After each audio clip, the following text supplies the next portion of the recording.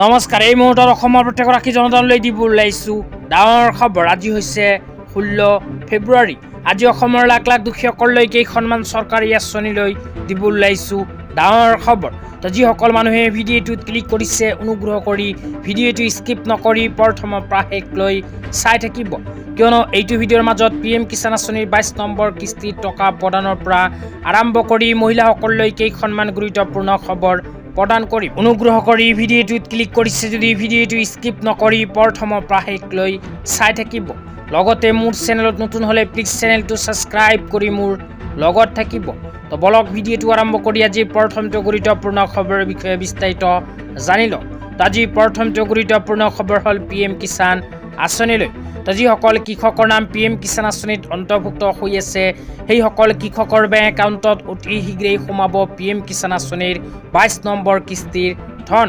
তো আপোনালোকৰ নাম যদি PM কিষাণ আঁচনিত অন্তৰ্ভুক্ত হৈ আছে তেন্তে PM কিষাণ আঁচনিৰ 22 নম্বৰ কিস্তিৰ ধন কেতিয়া সোমাব এই বিষয়ত আপোনালোকে মোবাইল স্ক্ৰীনত চাব পাৰিছে। নিউজ পৰ্টেলৰ ফালৰ পৰা এক বিশেষ আপডেট প্ৰদান কৰিছে। তো ইয়াতে PM কিষাণ আঁচনিৰ 22 নম্বৰ কিস্তিৰ ধন প্ৰদানক লৈ কি কোৱা হৈছে পঢ়ি শুনাই দিছোঁ। ইয়াতে লিখা আছে PM किसान योजना 22 इंस्टॉलमेंट कब आएगी। PM किसान योजना की 22वीं किस्त किसान के खाते में होली से पहले यानी बुधवार 4 मार्च 2026 से पहले ट्रांसफर होने की पूरी संभावना है। खबरों के मुताबिक 2,000 रुपये की ये किस्त फरवरी 2026 की दूसरी या तीसरी हफ्ते में जारी की जा सकती है। किसान भाइयों को सलाह दी जाती है कि लेटेस्ट अपडेट के लिए ऑफिशियल वेबसाइट पर विजिट करते रहे। তো ইয়াতে কোৱা অনুযায়ী যিসকল কৃষকৰ নাম PM কিষাণ আঁচনিত অন্তৰ্ভুক্ত হৈ আছে সেইসকল কৃষকৰ বেংক একাউণ্টত PM কিষাণ আঁচনিৰ 22 নম্বৰ কিস্তিৰ ধন 4 মাৰ্চৰ ভিতৰত সোমাব পাৰে। তো ইয়াতে উল্লেখ কৰা অনুযায়ী 4 মাৰ্চ হোলীৰ পূৰ্বে সোমাব পাৰে PM কিষাণ আঁচনিৰ 22 নম্বৰ কিস্তিৰ ধন। তো যিসকল কৃষকৰ নাম PM কিষাণ আঁচনিত অন্তৰ্ভুক্ত হৈ আছে সেইসকল কৃষকে অতি শীঘ্ৰেই PM কিষাণ আঁচনিৰ টকা লাভ কৰিব, কিন্তু অফিচিয়েল আপডেট এতিয়ালৈকে প্ৰকাশ হোৱা নাই। তেতিয়া আপোনালোকক দিব ওলাইছোঁ আজি দ্বিতীয়টো খুবেই গুৰুত্বপূৰ্ণ খবৰ।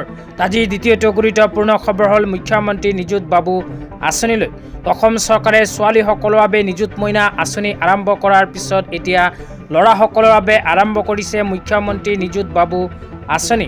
এইখন আঁচনিৰ জৰিয়তে ল'ৰাসকলক প্ৰতি মাহতে অসম চৰকাৰে প্ৰদান কৰিব আৰ্থিক সাহায্য। তো কিমান টকাকৈ প্ৰদান কৰিব আপোনালোকক জনাই দিছোঁ। ইয়াতে 1 নম্বৰত লিখা আছে স্নাতক ছাত্ৰই বছৰি লাভ কৰিব 10,000কৈ টকা। তাৰপিছত লিখা আছে স্নাতকোত্তৰ ছাত্ৰই পাব বছৰি 20,000কৈ টকা। তো ইয়াতে উল্লেখ কৰা অনুযায়ী অসম চৰকাৰে মুখ্যমন্ত্ৰী নিযুত বাবু আঁচনিৰ জৰিয়তে ল'ৰাসকলক যিসকল ল'ৰাই স্নাতকত পঢ়ি আছে সেইসকল ল'ৰাক বছৰি 10,000কৈ টকা প্ৰদান কৰিব। লগতে যিসকল ল'ৰাই স্নাতকোত্তৰত পঢ়ি আছে সেইসকল ল'ৰাই 20,000কৈ টকা বছৰি আৰ্থিক সাহায্য লাভ কৰিব। এতিয়া আপোনালোকক দিব ওলাইছোঁ আজি তৃতীয়টো খুবেই গুৰুত্বপূৰ্ণ খবৰ। আজি তৃতীয়টো গুৰুত্বপূৰ্ণ খবৰ হ'ল মহিলাসকলৰ বাবে। তো যিসকল মহিলাৰ নাম অৰুণোদয় আঁচনিত অন্তৰ্ভুক্ত হৈ আছে সেইসকল মহিলাৰ বাবে আহি গ'ল ভাল খবৰ, কিয়নো অৰুণোদয় আঁচনিত নাম অন্তৰ্ভুক্ত থকা প্ৰতিগৰাকী মহিলাক অসম চৰকাৰে একেলগে প্ৰদান কৰিব 8,000কৈ টকা। লগতে যিসকল মহিলাই অৰুণোদয় আঁচনিত নতুনকৈ আবেদন কৰিছে সেইসকল মহিলাই যদি নিজৰ বেংক একাউণ্টত 8,000কৈ টকা পাব বিচাৰে তেন্তে অতি শীঘ্ৰেই কৰিব লাগিব এইখন কাম। কি কাম কৰিব লাগিব আপোনালোকক বিতংভাৱে জনাই দিছোঁ। যিসকল মহিলাই অৰুণোদয় আঁচনিত নতুনকৈ আবেদন কৰিছে সেইসকল মহিলাই নিজৰ বেংক একাউণ্টৰ লগত আধাৰ কাৰ্ড লিংক কৰিব লাগিব।